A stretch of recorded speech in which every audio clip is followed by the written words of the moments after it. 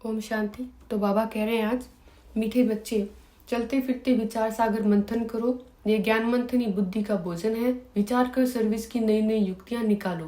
प्रश्न है, ज्ञान अमृत धारण करने या कराने की शक्ति किन बच्चों में आती है? जो बाप का बनते ही पवित्रता की पक्की प्रतिज्ञा करते हैं। बाबा कहते, बच्चे याद रखना, अगर इतना सुनते भी पवित्र नहीं बनोगे तो बुद्धि का ताला बंद हो जाएगा। एक कान से सुनोगे और दूसरे से निकल जाएगा। बाप का बने हो तो गंदगी को निकाल दो। उल्टा कर्म किया तो गला घुट जाएगा, ज्ञान सुना नहीं सकेंगे, इसलिए सावधान। गीत है, तूने रात गंवाई सो की। ओम शांति। अब बाप बैठ बच्चों से पूछते हैं, बच्चे बेहद के बाप को अच्छी रीति से जाना? पूछना पड़ता है, नहीं तो पूछने का कायदा नहीं है। सब जानते हैं वह हमारा माता पिता है। माता पिता जिससे सुख घनेरे मिले। सतयुग में तो है ही प्रारब्ध, वहां आस्तिक नास्तिक का तो बात ही नहीं। आस्तिक नास्तिक जानना ना जानना ये सब अब संगम पे होता है। बच्चे जानते हैं जो कल नास्तिक थे वो अभी आस्तिक बने हैं। बाप को और अपने 84 जन्मों को जान गए हैं। कल नहीं जानते थे, आज जानते हैं। आज पुरानी दुनिया है, कल नई दुनिया होगी। आज रात है, कल दिन होगा। वास्तव में भारतवासियों को अपने बाप को जानना चाहिए। भारत में ही सोमनाथ का मंदिर है। शिव जयंती मनाई जाती है, परंतु यह कोई नहीं जानते कि शिव बाबा कब आया था। सोमनाथ जो नाम पड़ा है उसने कब आकर ज्ञान अमृत पिलाया था। अब तुम बच्चे जानते हो हम बाबा द्वारा आस्तिक बने हैं। बाप ने अपना परिचय बैठ दिया है। बड़े बनाए ड्रामा अनुसार परिचय मिलता है संगम पर। बच्चे जानते हैं आज नरक है, कल स्वर्ग होगा। कल माना दूसरा जन्म। हम पुरुषार्थ कर रहे हैं। आज है मृत्यु लोक, कल अमर लोक होगा। दुनिया बदल रही है, कलयुग से सतयुग बन रहा है, सो तो बाप ही बनाएंगे। दुनिया में संगम का किसी को पता नहीं, पर अब तुम रोशनी में आ गए हो। तुमने अब भक्ति मार्ग छोड़ दिया है। आज भक्ति है, कल नहीं होगी। ऐसे नहीं कि आज भक्ति है कल फिर ज्ञान होगा, नहीं। भक्ति तो आधा कल्प चलती है, ज्ञान तो बस एक ही बार मिलता है और सदगति हो जाती है। बाप एक ही बार आकर सबकी सदगति करते हैं, इसलिए गाया है पतित पावन सदगति दाता। उनका जन्म भारत में ही होता है। किसका? परम पिता परमात्मा का। पूरे वर्ल्ड में भारत में ही होता है, परंतु भारतवासी जानते नहीं है कि यह है निराकार शिव बाबा का मंदिर। कहाँ ज्योति मंदिर है। ब्रह्म समाजी ज्योति जगाते हैं, समझते हैं। परमपिता परमात्मा ज्योति स्वरूप है। अनेक प्रकार की मतें हैं, जिसने जो समझाई उसको मान फॉलो कर लेते। अभी तुम रचयिता और रचना को जान गए हो। रचता और रचना के आदि मध्य अंत का राज समझकर फिर दूसरों को समझाना पड़े। बच्चे जानते हैं बरोबर ऊंचे से ऊंचा पाठ है परमात्मा का। उस एक को सब याद करते हैं। भगत सब पतित है। पतित किसको कहा जाता है यह मनुष्य नहीं जानते। सन्यासी समझते इन विकारों से हम नरकवासी बने हैं, इसलिए घर बार छोड़ने से जाकर ब्रह्म में लीन होंगे। बाप समझाते यह कलयुग है, सब विषय सागर में गोते खाते हैं, इसलिए इसको वैशाल्य कहा जाता है।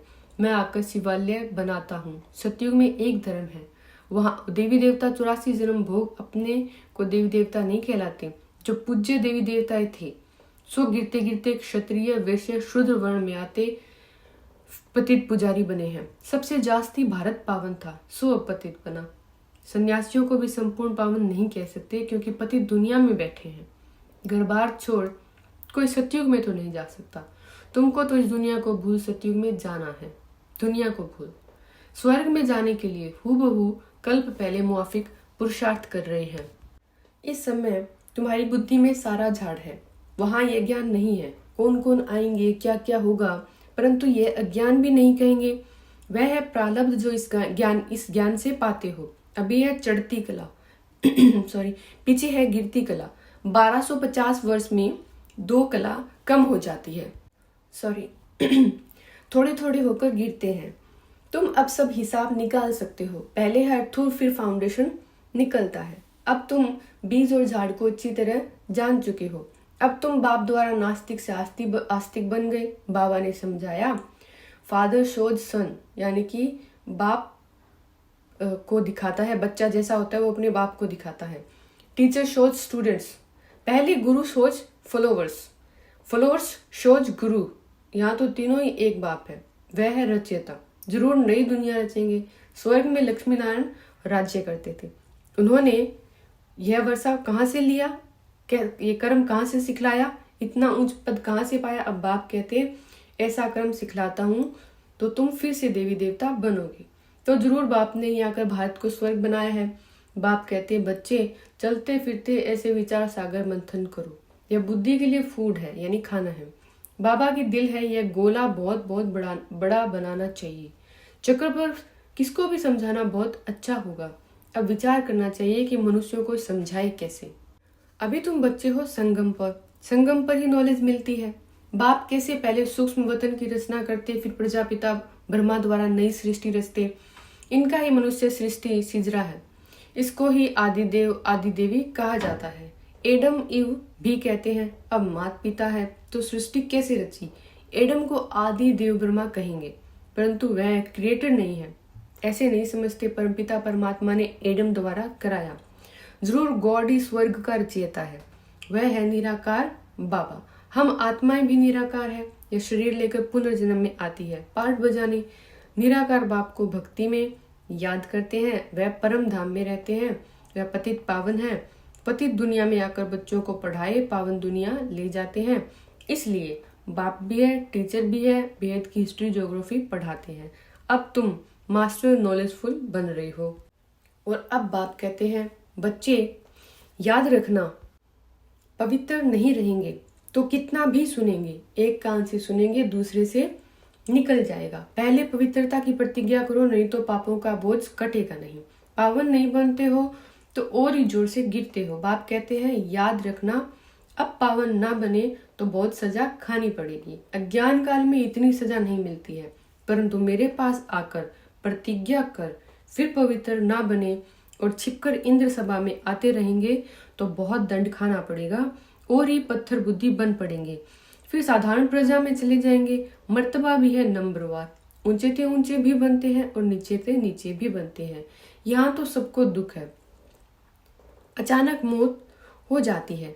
वास्तव में काल आना चाहिए पूरी आयु में। बरोबर भारत के कायदे अनुसार आयु पूरी होती थी, बूढ़े होते थे तो साक्षात्कार होता था कि अब फिर बच्चा बनेंगे। यहाँ तुम जानते हो शरीर छोड़ बाप के पास जाएंगे।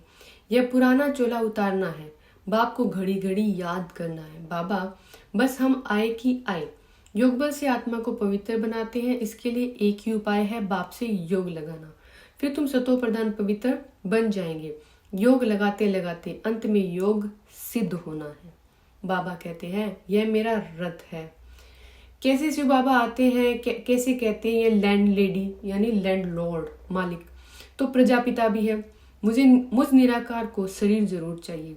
हर एक को अपना अपना रथ है, मैं कैसे रथी बनूं, मुझे तो आना पड़ता है पतित दुनिया में। श्री कृष्ण तो पावन था, ड्रामा में ये रथ मुकर्रर है। मैं आता भी हूँ भारत में, ऐसे नहीं एक कल्प भारत में दूसरा कल्प जर्मनी में आऊंगा। बाप समझाते हैं तुम तो कर्म योगी हो, कर्म करना पड़ता है। आगे पुरुष कमाते थे, माताएं घर संभालती थी। माताएं इतना पढ़ती नहीं थी, यह तो अब पढ़ाई शुरू हुई है, माताएं भी धंधा दोरी करती है। अब तुम बच्चों को अविनाशी कमाई करनी है, हर एक को बेहद के बाप से वर्षा लेना है। जो करेगा सो अपना पद पाएगा। इस पढ़ाई का पद 21 जन्म चलता है। यह पढ़ाई बाप बिगर कोई पढ़ा ना सके। पतित पावन भी गॉड फादर है, वही राजयोग सिखलाकर स्वर्ग में जाने के लायक बनते हैं। अब 84 जन्म पूरे हुए, अब हम घर जा रहे हैं। हम यह भी याद रहे तो तुम प्रफुल्लित रहोगे। बाबा अपना अनुभव बताते हैं, कोशिश करते हैं याद रखने की, परंतु फिर भूल जाते हैं। इसलिए बाबा कहते हैं रात को जाकर प्रैक्टिस करो, फिर अवस्था स्थायी जम जाएगी।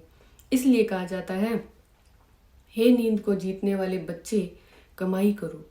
हाथ पांव मुख से कुछ करना व बोलना नहीं है।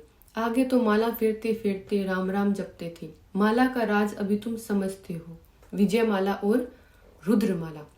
अब तुम सब पुरुषार्थी हो, इसको माला नहीं कहेंगे। रात को जागने से तुमको बहुत मजा आएगा, बहुत अच्छा तुम्हारा योग लगेगा। रात को 9 से 12 बजे का समय गंदा होता है, 2 बजे से है अमृत वेला। यहाँ तो एकदम गंदगी को निकाल दो। इतना सुनते भी अगर पवित्र नहीं बनेंगे तो बुद्धि का ताला बंद हो जाएगा, फिर किसको ज्ञान भी नहीं सुना सकोगे। जैसे वृंदावन में कुछ रासलीला का बना हुआ है, यह है ज्ञान डांस की बात।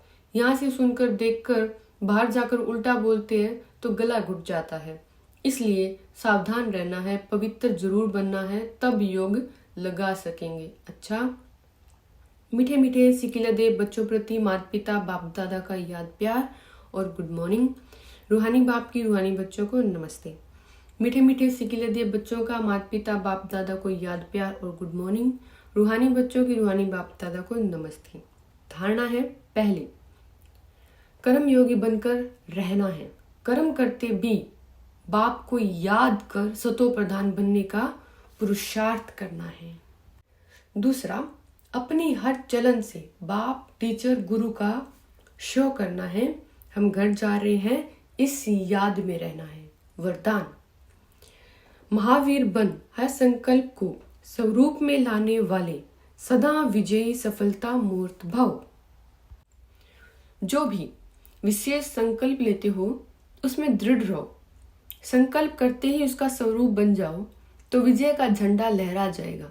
ऐसे नहीं सोचो देखेंगे करेंगे, ये गे गा गी करना अर्थात कमजोर बनना, ऐसे कमजोर संकल्प करना, माया से हार खाना। सदा यही अमर अविनाशी संकल्प करो, हम सदा के विजयी महावीर हैं, सदा आगे बढ़ेंगे तो इस संकल्प से सफलता मूर्त बन जाएंगे। स्लोगन है, चेहरे पर खुशी की झलक हो तो चेयरफुल चेहरा बोर्ड का काम करेगा। ये थी आज की मुरली। ओम शांति।